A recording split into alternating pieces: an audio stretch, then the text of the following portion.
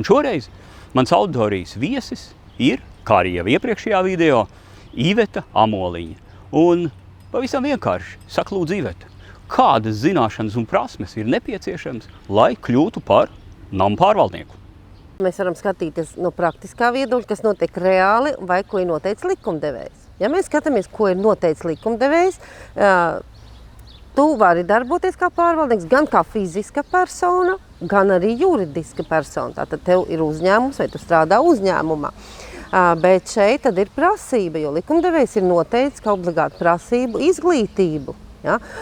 Ir jābūt vismaz 4. profesionālās kvalifikācijas līmenim, ja jūs apsaimniekojat paši savu īpašumu. Savukārt, ja tu jau strādā uzņēmumā un gribi daudz mājas pārvaldīt, tad ir jābūt vismaz 5. profesionālās kvalifikācijas līmenis, kas ir namu pārvaldnieka izglītības dokuments, tā ir profesija.